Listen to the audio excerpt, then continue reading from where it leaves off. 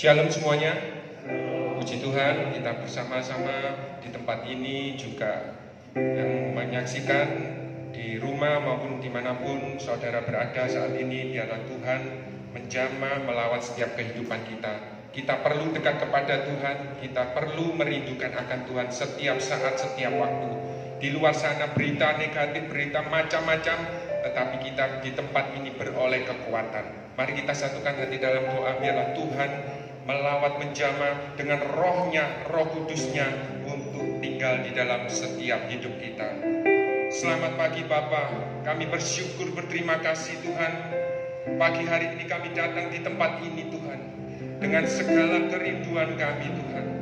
Layakan kuduskan hidup kami Tuhan. Biarlah roh-Mu Tuhan tinggal bersama kami Tuhan. Kami perlu Engkau. Kami tidak bisa hidup tanpa Engkau Tuhan. Melewati hari lepas hari Tuhan, kami butuh kekuatan daripada-Mu Tuhan. Ini kami setiap anak-anak-Mu yang datang di tempat ini, maupun di rumah-rumah, maupun dimanapun dalam perjalanan Tuhan, yang menyaksikan program ini Tuhan, biarlah Kau melawat menjamah setiap kehidupan kami pribadi lepas pribadi. Kami mau memuji menyembah-Mu Tuhan, dan kami mau diberkati oleh firman-Mu Tuhan yang menguatkan setiap kami Tuhan. Ini kami Tuhan, kami mau memuji menyembah-Mu, kami berikan seluruh kehidupan kami di hadapan-Mu Tuhan. Hanya di dalam nama Tuhan Yesus yang merindu akan Tuhan, mari kita sama-sama katakan amin.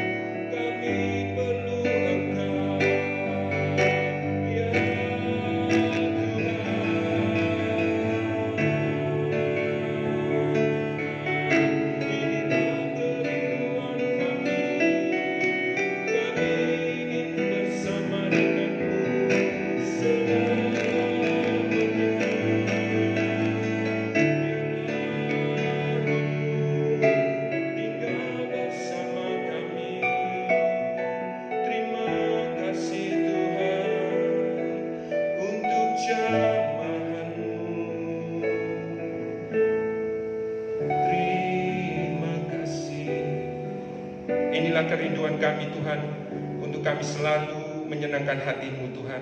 Seluruh hidup kami bawa di hadirat-Mu, dan kami mau memuji menyembah-Mu lebih lagi, hanya di dalam nama Tuhan Yesus.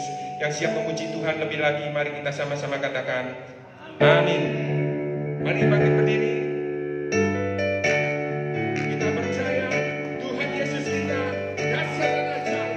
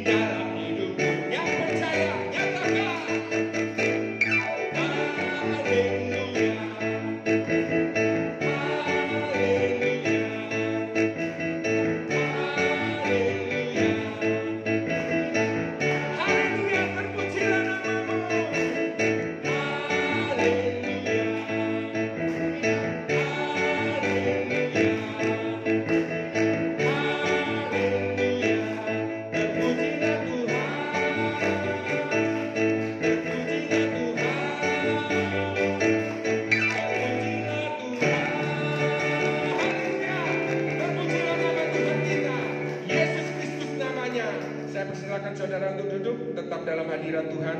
Kita siapkan hati kita lebih lagi seluruh kehidupan untuk Tuhan. Biarlah hati kita ditabur dengan firman Tuhan.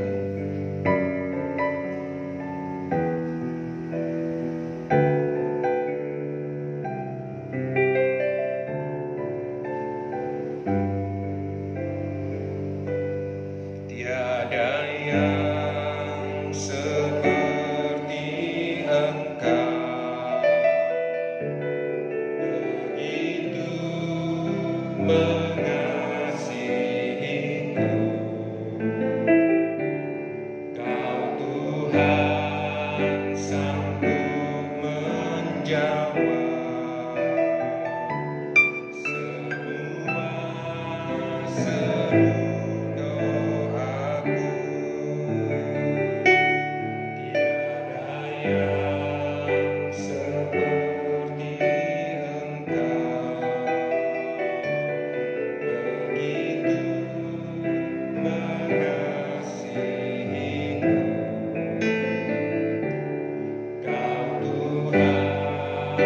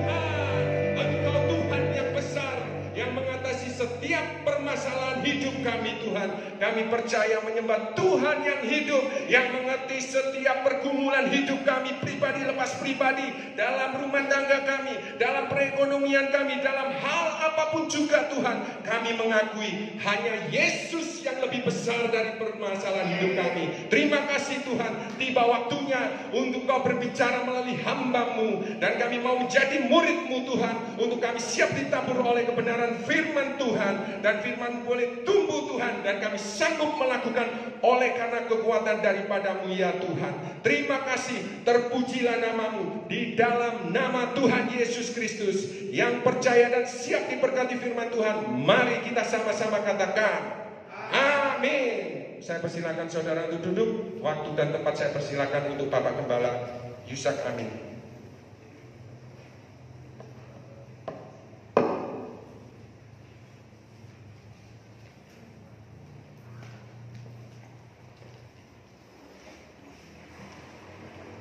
Shalom saudaraku yang dikasihi oleh Tuhan. Sehat semuanya, puji Tuhan. Bisa hadir ini semuanya oleh karena kemurahan Tuhan. Pada kesempatan ini kita akan mempelajari sebagian firman Tuhan lagi dengan judul Kesengsaraan kita dipikulnya. Kesengsaraan kita dipikul oleh Tuhan Yesus. Nah, kita akan menyelidiki firman Tuhan berkaitan dengan tema ini di dalam Yesaya pasal 42 ayat 1 sampai ayat yang ke-9. Kita akan baca semua, saudaraku, supaya kita dapat tahu apa yang dimaksud dengan hamba Tuhan di sini. Yesaya 42 ayat yang ke-1 sampai yang ke-9. Demikianlah bunyi firman Tuhan. Lihat, itu hambaku yang kupegang, orang pilihanku yang kepadanya aku berkenan. Aku telah menaruh rohku ke atasnya, supaya ia menyatakan hukum kepada bangsa-bangsa. Ia tidak akan berteriak atau menyaringkan suara, atau memperdengarkan suaranya di jalan. Buluh yang patah terkulai tidak akan diputuskannya, dan sumbu yang pudar nyalanya tidak akan dipadamkannya. Tetapi dengan setia ia akan menyatakan hukum. Ia sendiri tidak akan menjadi pudar dan tidak akan patah terkulai, sampai ia menegakkan hukum di bumi. Segala pulau mengharapkan pengajarannya. Beginilah firman Tuhan yang menciptakan langit dan membentangkannya, yang menghamparkan bumi dengan segala yang tumbuh di atasnya, yang memberikan nafas kepada umat manusia yang mendudukinya, dan nyawa kepada mereka yang hidup di atasnya. Aku ini Tuhan telah memanggil engkau untuk maksud penyelamatan, telah memegang tanganmu. Aku telah membentuk engkau dan memberi engkau menjadi perjanjian bagi umat manusia, menjadi terang untuk bangsa-bangsa, untuk membuka mata yang buta, untuk mengeluarkan orang hukuman dari tempat tahanan, dan mengeluarkan orang-orang yang duduk dalam gelap dari rumah penjara. Aku ini Tuhan, itulah namaku. Aku tidak akan memberikan kemuliaanku kepada yang lain, atau kemasyhuranku kepada patung. Nubuat-nubuat yang dahulu sekarang sudah menjadi kenyataan. Hal-hal yang baru hendak ku beritahukan. Sebelum hal-hal itu muncul, aku mengabarkannya kepadamu. Amin. Nah, saudaraku, kita sudah membaca pada intinya firman Tuhan ini berbicara tentang Tuhan Yesus yang diutus oleh Bapa. Nah, seringkali kita terjebak, saudaraku. Ya, apalagi kalau kita kurang mengerti tentang firman Tuhan, kita dapat terjebak bahwa itu kan Yesus itu bukan Tuhan kan? Atau kalau dia Tuhan, dia itu Kristen punya 3 Tuhan. Allah Bapa, Allah Putra, dan Allah Roh Kudus. Jadi memang serba tidak terjawab. Tetapi bukankah 2 minggu yang lalu kita sudah belajar bahwa di dalam 1 Korintus 2 di situ dikatakan hikmat Allah itu yang membuat kita itu dapat mengenal Dia. Saya mau ambilkan sedikit ilustrasi sebelum kita masuk di dalam temanya, yaitu kesengsaraan kita dipikul. Supaya kita tahu Tuhan ini Allah yang jadi manusia. Waktu jadi manusia 100% manusia, sehingga rasa lapar, pokoknya ada kelemahan-kelemahan manusia ada melekat, tetapi dia tidak pernah berdosa. Di sini kan saudaraku dapat kita melihat kelemahan-kelemahan waktu dia itu di cover sebagai daging flesh itu ya. Itu kelemahan manusia ada padanya, tetapi dia tidak pernah jatuh di dalam dosa. Apa sebabnya? Dia tempatkan roh yang Allah tempatkan dalam dirinya itu sebagai sesuatu yang memberi kekuatan bagi dirinya. Nah, saudaraku, saya mau ilustrasikan begini. Sebagian besar kalau kita mau lihat ya, manusia-manusia, orang-orang yang berhasil adalah orang-orang yang pernah berkata kepada dirinya sendiri. Nah, saya ambilkan contoh. Saya ini, saudaraku, waktu papa saya itu hanya mampu, sebab dia itu hanya pensiunan sersan mayor. Ya, saudara bisa bayangkan sersan mayor dengan 5 anak. Bagaimana bisa nyokolain? Tinggalnya di desa lagi. Nah, untuk sekolah kos 5 anak, taruhlah yang cewek nggak diperhatikan, 3 nih laki-laki. SMP kita sudah tidak bisa. Nah, adik saya itu tahun itu seringkali menjadi motivator bagi saya. Dan saya pernah mengambil satu kata-kata, "Hei amin." Apakah waktu saya katakan "Hei amin", saya berkata kepada orang lain? Dan orang-orang yang berhasil itu, saudaraku, kita lihat pasti orang yang pernah berkata, "Aku harus berperang dengan diriku sendiri." Orang yang pernah berkata begitu, "Aku harus memerangi diriku sendiri." Lawan yang terberat di dalam hidup manusia itu dirinya sendiri. Nah, itu sebabnya perlu dikatakan "Hei amin". Ojo gandol kepada keadaan. Jangan bergantung kepada keadaan. Kamu harus lawan keadaan dan kamu harus berhasil. Nah, puji Tuhan, saudaraku, SMA dilalui dengan segala jeripaya sambil nyupir bemo, pulang sekolah nyupir bemo sampai malam. Itu pun saya itu hanya nembak-nembak, karena dia tahu kalau saya setiap nyetor itu bensinnya saya penuhkan, setorannya banyak, tidak pernah saya entit. Jadi rebutan mereka. Saya dipanggil Banjar, ente nono yo, iku bemoku bawa. Karena kita sudah berikrar dengan diri sendiri, amin, kamu harus maju, harus mengalahkan keadaan. Nah, begitu juga dengan Tuhan. Ini adalah satu pekerjaan berat di mana Dia menciptakan dan ciptaannya itu jatuh di dalam dosa. Apakah Dia gagal? Dia buat demikian, saudaraku. Ini penting. Dia memang, Alkitab mengatakan Dia sengaja. Dalam arti bukan Dia yang memprogram. Dia sengaja membuat manusia itu mampu jatuh dalam dosa. Untuk apa? Dia salurkan kasih-Nya. Kalau Joko banyak duit, terus saya katakan, "Jok, ini loh 1 miliar. Oh om, Aku triliun, ada triliun. Tidak butuh dia bantuan saya.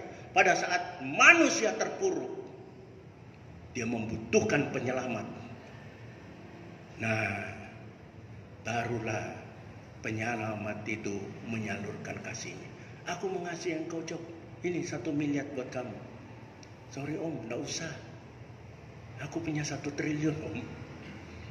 Jadi orang kalau tidak jatuh dalam dosa, tidak akan membutuhkan juru selamat. Nah ini suruhku, Tuhan melihat nabi-nabi yang dikirim tidak merubah manusia. Mungkin saudara berkata, Tuhan Yesus juga dikirim, ternyata masih banyak yang nolak. Betul. Tetapi saudara bisa bayangkan, ya, memang target untuk masuk di dalam kerajaan Allah itu ada targetnya loh, saudara. Makanya kita ini harus berpacu. Beberapa firman Tuhan sudah menjelaskan kepada kita untuk kita itu menjadi pelari. Rasul Paulus berkata petinju. Pokoknya ada fighting di situ. Ada perjuangan di situ. Jadi keselamatan itu sudah Tuhan berikan. Nah kita ini gandoli. Sama seperti anak-anak diberikan. Nah pada saat dia berikan, terus ada temannya yang minta atau siapapun. Karena dia sayang, tidak mau sampai nangis-nangis kalau diambil. Saya melihat itu di cucu-cucu saya kalau diberikan mainan. Waduh, diambil lagi. Dia pertahankan sampai nangis-nangis kalau ditaruh sama mamanya. Sebab dia mainkan terus. Pergi tidur pun sama-sama dengan mainannya itu. Nah begitu seharusnya kita menempatkan Tuhan. Nah dia ini ditetapkan menjadi hamba. Ya, sedikit saya akan berikan pengertian kepada kita. Kita punya Injil 4 ya. Injil Matius, Markus, Lukas, dan Yohanes. Ini gambaran dari siapa sebenarnya Tuhan Yesus ini. Matius menggambarkan Tuhan Yesus itu sebagai raja. Markus, dia itu sebagai hamba. Lukas menggambarkan Tuhan Yesus sebagai manusia. Dan Yohanes menggambarkan dia sebagai anak Allah. Nah itu sebabnya di Alkitab seruku, terutama kita kalangan tabernakel itu tahu kan warna-warna. Ini warna ini enggak pajangan ono. Artinya ada maksudnya, ada artinya tuh. Yang ungu itu Tuhan Yesus sebagai raja, itu di Matius. Putih Tuhan Yesus sebagai anak Allah, itu Yohanes. Markus itu biru, Tuhan Yesus sebagai hamba. Lukas, Tuhan Yesus sebagai manusia, merah, darah. Nah, perlu kita melihat ini Tuhan Yesus dilihat dari sisi lain. Itu sebabnya kita ini bingung. Kalau tidak mengerti tentang ini, kita baca Alkitab, iya benar kata orang itu loh. Yesus ini tutu lihat ini, aku utus hambaku. Tidak, saudaraku. Keselamatan kita ini, kalau Tuhan itu tidak berperan di dalam 3 pribadi, ya betul satu Allah, tetapi 3 pribadi. Seperti saya punya pikiran, ya, punya jiwa, pikiran, perasaan, dan kemauan. Itu jiwa saya. Terus yang membuat adanya jiwa ini adanya karena bersatunya roh dengan daging ini. Tuhan mengembuskan napas hidup ke daging yang dibuat, jadilah makhluk hidup. Nah, kita juga seringkali pada minggu lalu saya sudah berikan ilustrasi. Kita seringkali menggunakan pada saat tertentu hal yang sangat penting kita harus putuskan, kita harus menimbang-nimbang. Nah, pertimbangan-pertimbangan dari jiwa, dari roh, dari daging. Itu Masukan-masukan itu untuk menentukan pertimbangan keputusan kita. Tetapi ketiga hal ini tidak bisa terlepas satu dengan yang lain. Tetapi Allah pencipta kita mampu, saudaraku. Mampu dia pada saat firman-Nya keluar, dia jadi Allah. Ini Allah yang di sini ini bukan berarti kehilangan. Itu yang namanya sempurna. Sempurna sejati. Kalau saya katakan 10 ini sempurna, saya kurangi 1, ini bukan sempurna, saudara. Tetapi kalau Allah 10 misalnya, terus diambil, tetap jadi 10, dan ini yang diambil ini 10 juga. Jadi 3 dong, 2 dong. Tidak, 1. Kok bisa ngono? Ya kamu tidak bisa mikirin dia. Saya pernah ditanya sama seorang guru adik saya. Dia dari Banyuwangi. Ya, karena kami masih mantan muridnya, adik saya mantan muridnya. Kami bertandang ke dia, dia katakan, setelah ngalor gitu ngomong, dia tanya, agama kalian apa ya? Kristen, Pak. Bagus, tetapi ya namanya guru ya, dia masih sepelekan kita. Tetapi sayang ya, kalian punya Allah 3. Saya tidak jawab, begini Pak, sebab tidak bisa kita urai dengan seperti Esra Soru. Saya bilang tidak bisa. Pencipta dengan ciptaan itu kita ambil untuk sebagai analogi, tidak bisa. Nah, saya jawab begini, Pak Santoso, Bapak kan guru, pasti pernah mempelajari banyak karya-karya ilmiah, ya. Pernah nggak Pak Santoso telah menemukan seorang ahli pakar ilmuwan yang sudah mengungkap misteri jagat raya ini? Ini kan masih misterius. Sudah ada yang bisa mengungkap nggak? Belum. Ciptaannya saja belum bisa kita ungkap, apalagi penciptanya. Nah itu saudaraku, kita meyakini bahwa Tuhan kita itu satu di dalam 3 pribadi dan semuanya itu adalah Allah. 3 tidak, 1.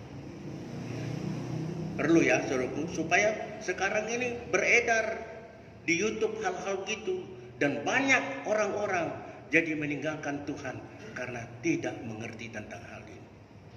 Nah, kita kembali. Ini saudaraku, tentang hamba Tuhan itu diceritakan, diungkap di dalam Yesaya saja itu sampai 4 kali. Ya, di pasal yang kita baca ini. Kemudian 49, kemudian 50, 52 sampai ke 53. Jadi begitu pentingnya Nabi Yesaya sendiri yang menulis, dapat ilham wahyu dari Tuhan. Dia belum tahu siapa sebenarnya orang ini sampai dia mati, dan itu baru dinyatakan ratusan tahun kemudian oleh penginjil Matius. Nah, pada saat penginjil Matius mengatakan itu, dan Tuhan pernah berkhotbah bahwa dialah itu yang diurapi, orang-orang Yahudi mau melempari dia, menjungkrak nonang jurang. Tetapi bersyukur saudara-saudara yang ada di sini tahu siapa dia. Ya, dia itu Allah yang menjadi manusia. Apa tujuannya? Tuhan berkata, aku mengutus engkau untuk menjadi penyelamat. Jadi suruhku, dia datang untuk menyelamatkan kita, untuk menegakkan hukum. Hukum Tuhan sudah berkata begini, apabila engkau makan buah ini, engkau akan mati. Terus saudara berkata, Ternyata waktu Tuhan nyamperin di Taman Firdaus kok masih lari. Apanya yang mati? Nah, seru. Jadi pengertian mati menurut kacamata Tuhan itu bukan karena tidak bernapas lagi, seru. Bahkan Tuhan Yesus, orang yang mati dikatakan dia sedang tidur. Yang dimaksud mati itu rohnya sudah dikuasai oleh iblis, sehingga nggak bisa bersekutu. Nah, itu yang dikatakan rusak total. Tadinya diciptakan untuk dapat menjalin hubungan dengan Tuhan, dengan Allah Bapa, manusia ini. Sekarang boro-boro berhubungan. Dicedei, diparani, ndelik. Kenapa? Sudah mati, sudah dikuasai rohnya. Nah, Tuhan menyuruh untuk dirinya menjadi hamba. Di dalam Filipi dikatakan di dalam kesetaraannya sebagai Allah, dia itu tidak pertahankan. Dia mengosongkan diri menjadi hamba, mati disalibkan untuk menebus dosa si Amin. Dosa kita semuanya. Jadi kita bersyukur, terima kasih memiliki Allah yang begitu mengasihi kita. Saudaraku, pada ayat yang pertama, kenapa dikatakan lihat itu hambaku? Lihat, saudaraku, dalam bahasa Inggrisnya itu menggunakan behold. Behold, this is my servant. Maksudnya perhatikan benar-benar, amati benar-benar, supaya hamba Tuhan ini kita kenal. Oh, ternyata Tuhan sendiri yang turun untuk menyelamatkan kita. Sebab tidak ada satupun manusia mampu untuk menyelamatkan diri. You mau amal, you seluruh Rasul Paulus mengatakan sekalipun aku sudah mengorbankan diri, ya, sampai dibakar mungkin, dipetenteng sekalipun, tidak bisa menyelamatkan diri kita. Ya, itu sebabnya saudaraku, kita ini perlu juru selamat. Gak mungkin saudaraku, ayo kita mau melakukan itu, ada aspek-aspek tertentu di balik dari apa yang kita lakukan. Salah satunya motifnya apa? Untuk kepentingan kita lagi. Nah, itu sebabnya Tuhan tidak berkenan korban-korban yang demikian. Dia membutuhkan hamba Tuhan yang turun untuk menegakkan hukum. Nah, saya sudah katakan ini harus mati. Nah, manusia berbuat dosa harus diganti dengan manusia. Nah, di dalam Roma kita sudah pelajari ya saudaraku, Roma 5. Di situ antara Adam dengan Tuhan Yesus diperbandingkan. Sama-sama seakan-akan hamba. Adam jatuh, ini justru membangkitkan. Jadi saudaraku yang dikasih oleh Tuhan, kita ini perlu, kalau saudara sudah mengenal betul dengan Tuhan, dibunuh sekalipun saudara tidak akan meninggalkan dia. Betul. Saya merasakan itu, saudara. Dan saya sudah bersiap-siap seandainya negara kami, kita ini, sampai kita harus mengalami demikian. I'm ready for that, Lord. Saya siap untuk itu, Tuhan. Jadi saya harap kita anak-anak Tuhan, ini waktunya sudah singkat, saudara.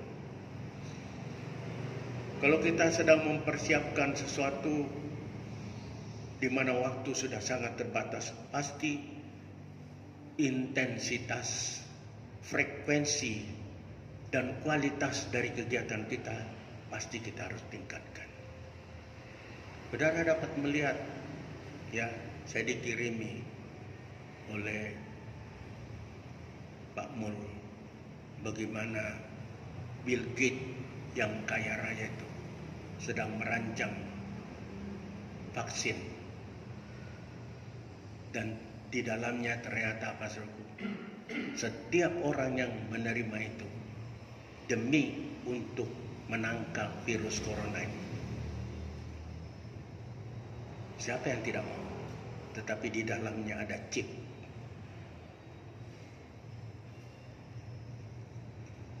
Ada chip, saudara. Nah, itu sudah dijelaskan. Nanti antikris ini, saudara, bukan dari tempat lain. Orang-orang yang percaya dengan Tuhan. Sekarang kita melihat perdebatan apa? Antar Kristen. Kristen liberal. Kristen Unitarian. Saksi Yehova. Saksi Yahweh. Lebih mengagung-agungkan. Kita melihat Israel saja itu tidak berani menyebut Yahweh, Yahweh. Sebab itu hanya huruf mati semua. YHWH. Dan dia gantikan dengan Adonai Elohim. Sekarang sudah berani-beraninya. Dan kita melihat orang yang menyebut itu, saudaraku, itu menyalibkan Tuhan Yesus. Aduh, sekarang tidak ada hikmat, betul. Tetapi jangan takut. Karena Tuhan berkata, hanya sedikit yang diselamatkan. Ya, bersyukur kita. Kalau amin di sini agak keras, bukan untuk membenci saudara, untuk saya juga. Saya sudah katakan setiap saya khotbah, tante itu pasti bilang, "Rungokno ya khotbah." Dan saya ulang-ulang, saudaraku, bukan untuk membanggakan, untuk mengetahui. Bahkan saya seringkali menangis mendengarkan khotbah saya. Jangan sampai saya mengatakan, saya mengajarkan, aku sendiri ditolak oleh Tuhan. Jangan sampai hal itu terjadi dalam diriku. Aku tahu aku manusia lemah. Itu sebabnya I always been relationship with my God. Saya sering kali membangun hubungan dengan Allahku, supaya aku yang lemah ini, kekuatan Allah semakin bertambah-tambah dalam hidup. Jadi saya harap kita semuanya begitu. Coba ambil satu keputusan. Hei Amin, hei Joko, ngomong dengan diri sendiri. Hei Johnny berkata kepada dirinya sendiri. Bukan berarti wong gendeng, enggak. Itu adalah orang yang waras. Ya, musuh yang terbesar yang sulit dikalahkan adalah diri kita sendiri.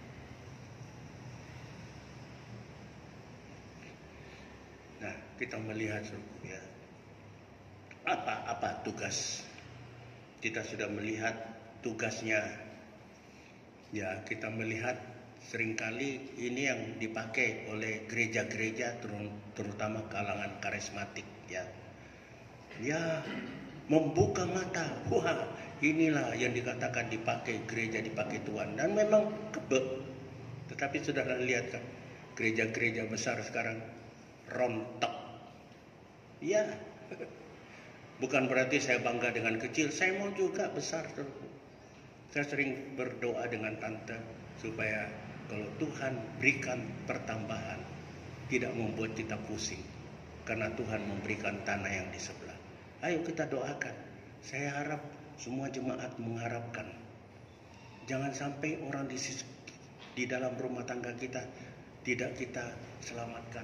Hati-hati, saudara baca di Yeskiel pasal 3, Yeskiel pasal 33, diulang lagi.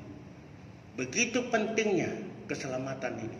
Dan Tuhan sendiri dari mulutnya berkata, amanat agung, jadikan semua bangsa menjadi muridku. Ajarkan mereka, baptis mereka dengan nama Bapa, Anak dan Roh Kudus. Ajarkan mereka melakukan segala yang kuperintahkan. Ajarkan mereka melakukan segala yang aku perintahkan.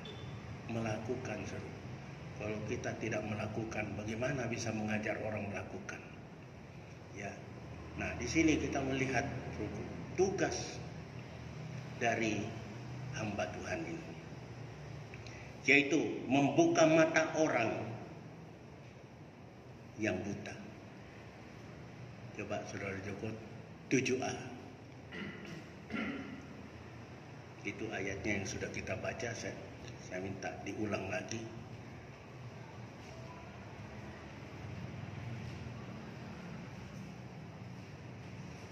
Yesaya 22 ayat yang ke-7a, demikianlah bunyi firman Tuhan.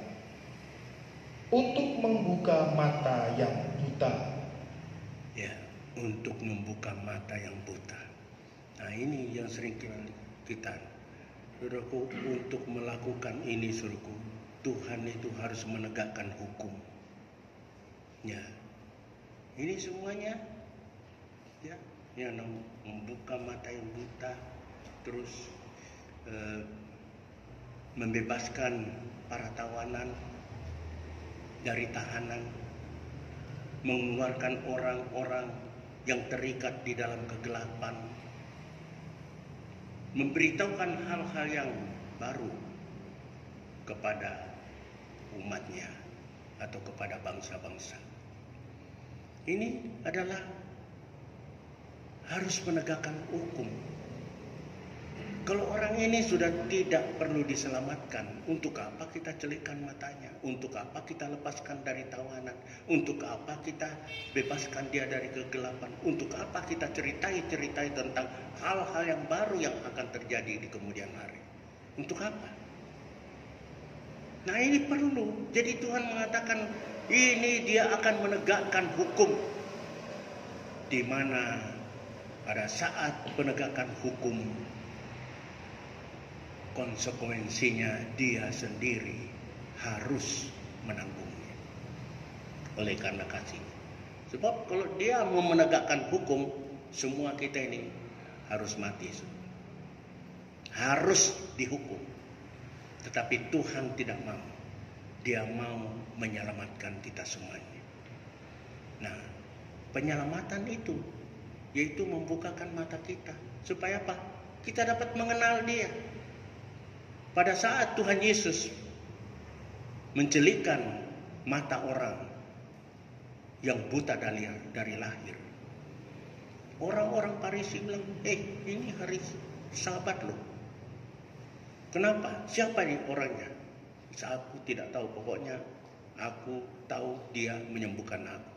Mana bisa orang yang berdosa dapat melakukan mujizat begini?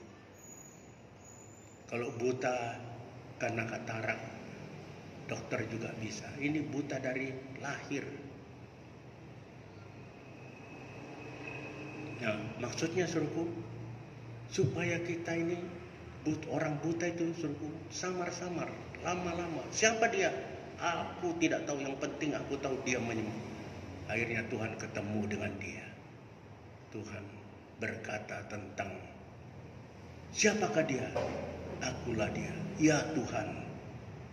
Baru dia mengenal akan Tuhan. Jadi suku kebutaan kita ini untuk mengenal, dicelikkan untuk mengenal dia. Dan kalau saudara sudah mengenal, saudaraku, tanpa saudara sadari, tindakan laku saudara itu pasti selaras dengan firman.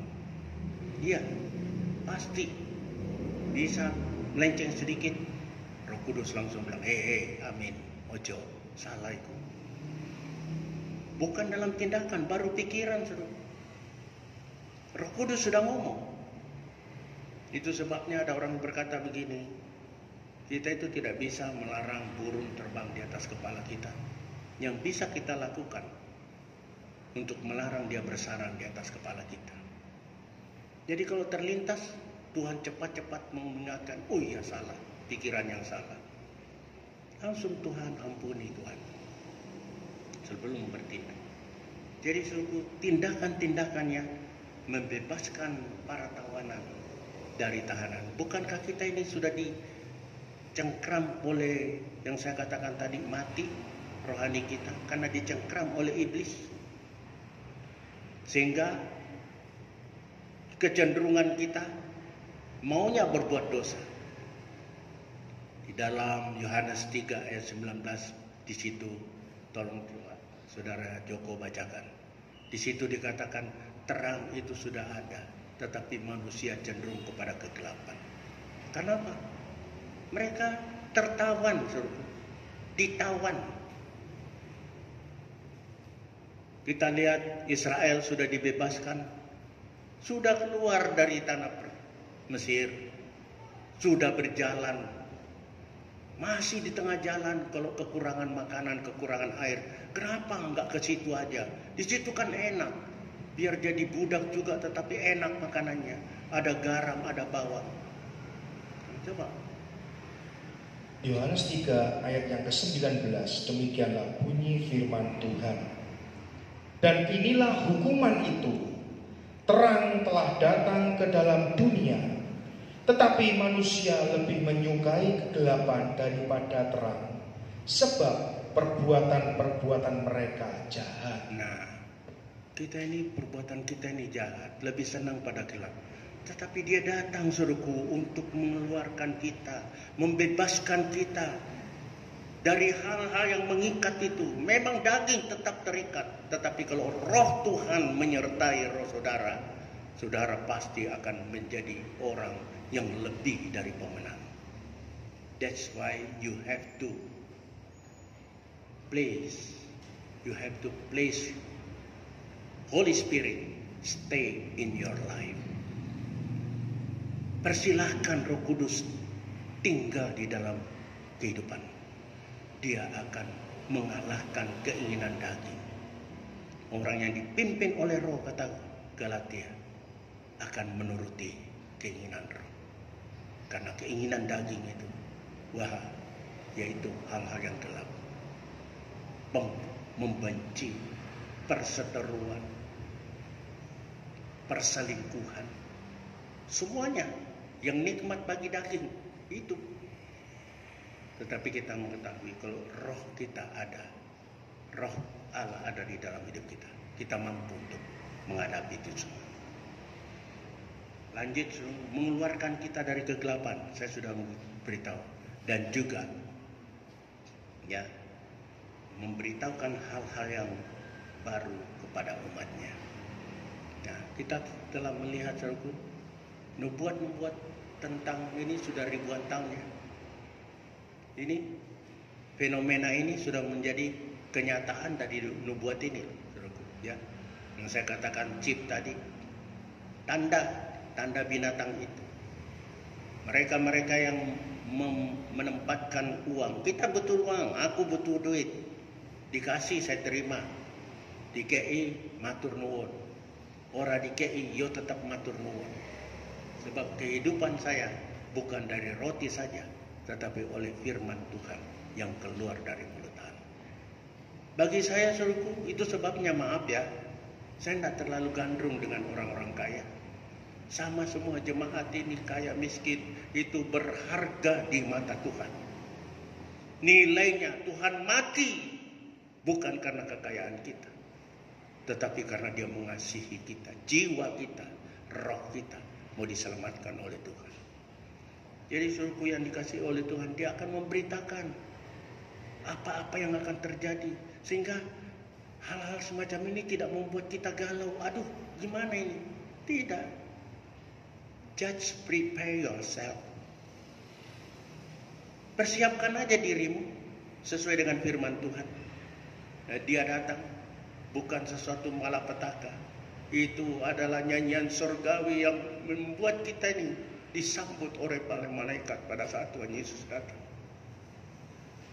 Betul, hari kita betul-betul semakin hidup di dalam kesucian.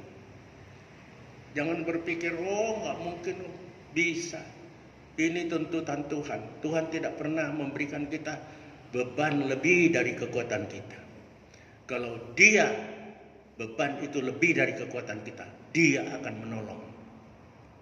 1 Korintus 10 ayat yang 13. Dia akan memberikan jalan keluar, solusi bagi kita. Yaitu apa? Dikirimkan Roh Kudus sebagai penolong untuk memampukan kita hidup berjalan sesuai dengan firman Tuhan. Nah, sekarang kita mau melihat, saudaraku, kita ini, saudaraku, yang buta, yang terikat, tertawan, yang senang di dalam kegelapan, yang tidak tahu berita-berita yang baik. Itu digambarkan oleh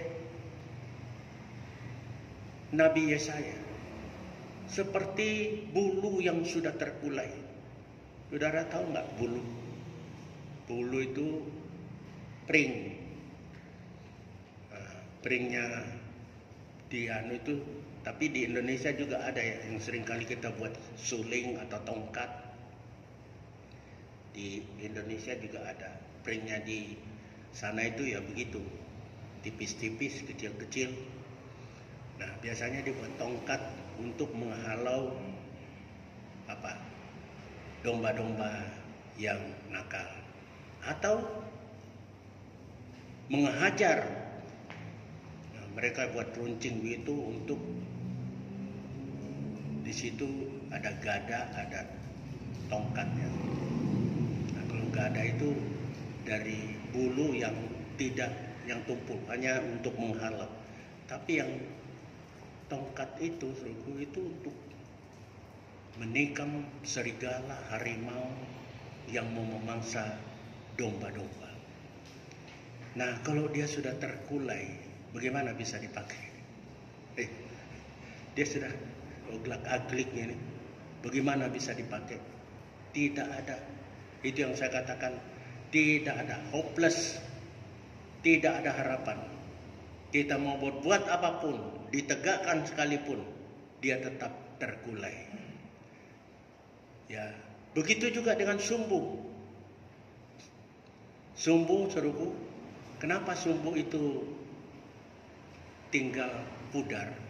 Karena tidak ada minyaknya. Nah, ini seringkali pelita itu kita hanya berpikir, oh pelita untuk menerangi. Itu punya makna yang sangat penting di dalam aspek rohani. Sebab pelita itu adalah merupakan barang komplementer. Tanpa ada minyak, dia tidak ada manfaatnya apa-apa. Jadi kalau sumbu itu minyaknya sampai habis, yang kebakar itu apa, saudara? Sumbunya. Nah, saya waktu masih kecil, karena papa mama sudah pensiun sangat sedikit. Nah, kadang-kadang kita itu pakai obat nyamuk itu dari gombal-gombal yang sudah tidak baik, dijemur, dipelintir gitu, terus dibakar. Nanti kalau asapnya memang nyamuk sebagian besar, tetapi masih ada, lari, apalagi di desa. Tapi kalau dia sudah beluk itu tengah malam bisa batuk-batuk kita. Dan itu, saudaraku, akan habis. Tinggal ampas-ampas, abu-abunya itu, tidak ada gunanya. Nah, hal-hal semacam ini, dua produk yang kalau sudah terkulai dan sudah pudar, itu tidak ada manfaatnya, mau diapakan. Nah, Tuhan ini di situ dikatakan dia sendiri menjadi, Tuhan Yesus itu menjadikan dirinya itu sebagai bulu yang kuat, yang sekalipun dia mengalami banyak goncangan, dia tetap tidak patah dan tidak terkulai. Begitu juga dengan sumbu Tuhan, saudara. Sumbu Tuhan ini penuh dengan roh, ya, penuh dengan minyak. Sudah dikatakan, hambaku yang aku taruh rohku ke dalamnya. Di dalam Kejadian 6 ayat 3 di situ Tuhan pernah berkata, aku tidak akan menaruh rohku selama-lamanya kepada manusia yang sudah jahat. Sekarang Allah itu turun dalam bentuk manusia yang dipenuhi dengan roh Allah. Untuk apa? Membagikan roh itu kepada kita. Sebab pada saat roh itu dibagi ke tempat yang lain, bukan berarti roh Allah itu berkurang. Tetap inilah namanya kesempurnaan. Waktu Musa ngomel-ngomel tentang beratnya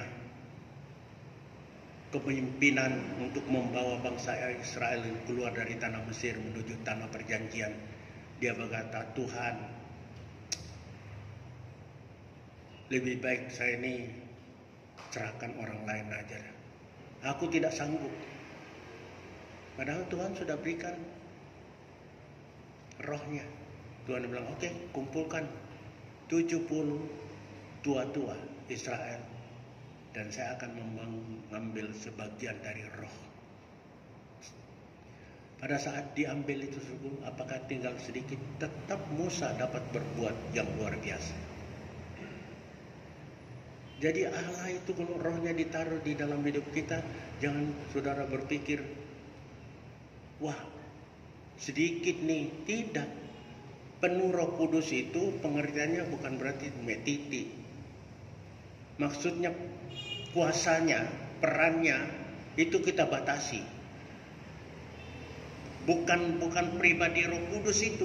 Kalau kita berikan dia wewenang sepenuhnya, dia akan nyatakan kuasanya untuk membentuk, membuat mata kita yang buta ini menjadi celik, kita yang tertawan ini terlepas, kita yang berada terikat di dalam kegelapan ini, kita dibawa kepada yang terang, sehingga kita tahu tentang apa-apa yang akan terjadi di kemudian hari. Jadi saudaraku yang dikasih oleh Tuhan, di sini dia menjadikan dirinya sebagai sesuatu yang luar biasa. Karena waktunya berjalan terus dan sudah lewat 5 menit, saya tutup dengan penutup ini. Untuk menyelamatkan umat manusia berdosa, maka penegakan hukum yang Allah lakukan ialah menjadikan dirinya manusia hamba untuk menjalani hukuman karena dosa kita yang seharusnya kita sendiri yang tanggung. Olehnya kita itu perlu setia kepada dia. Olehnya kita itu perlu mengasihi dia. Olehnya kita itu perlu taat kepadanya. Amin. Tuhan memberkati kita.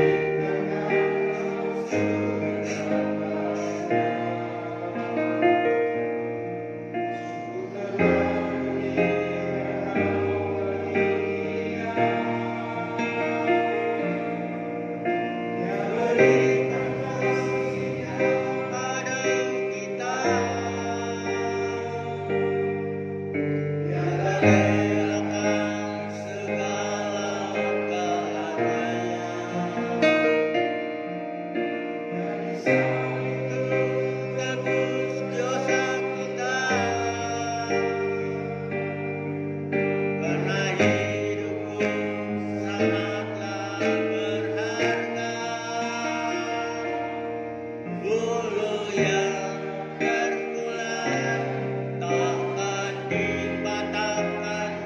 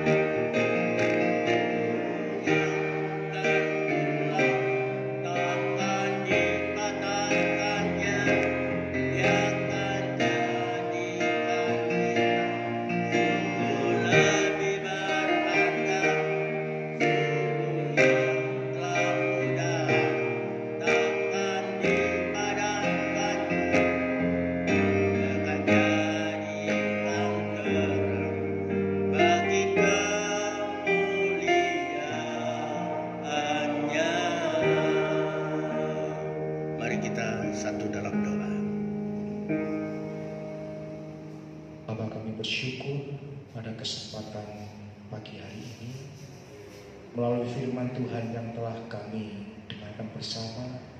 Kami boleh diingatkan bahwa Tuhan telah rela untuk menjadi manusia, bahkan mengambil rupa sebagai hamba Sang Tuhan Yesus, untuk menanggung segala dosa-dosa kami, Tuhan. untuk menyelamatkan kami dari segala kebutaan kami, untuk membebaskan kami dari tahanan, untuk membebaskan kami dari ikatan di dalam kegelapan, dan untuk memberikan kami pengetahuan supaya kami menjadi orang-orang yang Engkau berkati.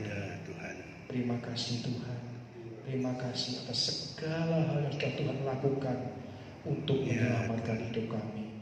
Kami dulunya diibaratkan sebagai bulu yang patah, sumbu yang pudar, yang tidak mempunyai harapan sama sekali. Tuhan buka jalan. Tuhan berikan kami harapan hari depan yang penuh harapan. Terima kasih Tuhan. Oleh sebab itu sudah layak dan sepantasnya kami mau lebih lagi untuk mengasihi Tuhan. Kami mau menempatkan Tuhan di atas segala-galanya sebagai bukti kami mengasihi Engkau ya Tuhan. Dan kami mau rindu untuk mentaati semua perintah-perintah Tuhan sebagai kesempatan kami Tuhan untuk senantiasa menyenangkan dan memuliakan nama Tuhan. Terima kasih Bapak untuk firman Tuhan pada pagi hari ini. Tuhan kiranya berkenan memberkati Bapak Gembala yang telah memberikan kami banyak sekali hal pada pagi hari ini. Tuhan pakai beliau secara luar biasa. Tuhan berkati beliau dengan kesehatan, dengan segala sukacita dan kekuatan di dalam beliau melayani kami di tempat ini. Terima kasih Bapak. Kami berdoa untuk bangsa dan negara kami Tuhan. Kami memohon kiranya Tuhan berkenan untuk mengampuni segala dosa dan pelanggaran bangsa kami Tuhan. Tuhan kiranya berkenan untuk memulihkan bangsa kami, untuk memberkati bangsa kami yang saat sedang terpuruk Tuhan. Kami membelas kasihan Tuhan. Melalui kondisi saat ini kami percaya Tuhan bekerja Tuhan untuk memberikan kebaikan bagi setiap kami yang percaya dan terpanggil seturut dengan kehendak Tuhan. Terima kasih Tuhan. Berkati Bapak Presiden, berkati Bapak Wakil Presiden, berkati para menteri maupun jajarannya, sehingga mereka boleh bekerja Tuhan. Tuhan berkati dengan hikmat di dalam mereka mengambil keputusan, sehingga setiap keputusan yang mereka ambil boleh membawa kebaikan untuk rakyat Indonesia. Terima kasih Tuhan pun berkenan memberkati setiap tenaga ahli kesehatan, para ilmuwan yang saat ini sedang bekerja keras untuk menemukan vaksin dari virus corona ini. Tuhan berkati, Tuhan berikan jalan keluar, Tuhan berikan hikmat Tuhan, karena kami percaya Tuhanlah Allah sumber pengetahuan segala sesuatu. Tiada yang mustahil bagi Tuhan. Oleh sebab itu kami percaya Tuhan akan buka jalan bagi bangsa kami untuk keluar dari situasi ini. Terima kasih Tuhan. Kami pun bersatu berdoa untuk setiap hamba-hamba Tuhan, gereja-gereja Tuhan dimanapun berada yang saat ini sedang menyelenggarakan ibadah. Tuhan berkati sehingga mereka menyelenggarakan ibadah, para jemaat Tuhan, tubuh Kristus dimanapun berada boleh diberkati, boleh senantiasa bertumbuh di dalam iman dalam situasi sulit, tidak menyerah, tetapi semakin bersemangat karena Tuhan yang memberi kekuatan kepada kami semua. Terima kasih Tuhan. Kami pun secara khusus berdoa untuk para jemaat yang saat ini sedang mengalami kelemahan fisik dan sakit. Tuhan, kiranya kami percaya bilu-bilu Tuhan Yesus memberikan kesembuhan. Kami percaya Tuhan telah menanggung segala sakit penyakit kami melalui kayu salib. Kami percaya Tuhan bahwa Tuhan akan memberkati setiap jemaat Tuhan yang berseru kepada Engkau Tuhan, sehingga kami boleh disembuhkan dari segala sakit penyakit ini, dan kami boleh memuji dan memuliakan nama Tuhan.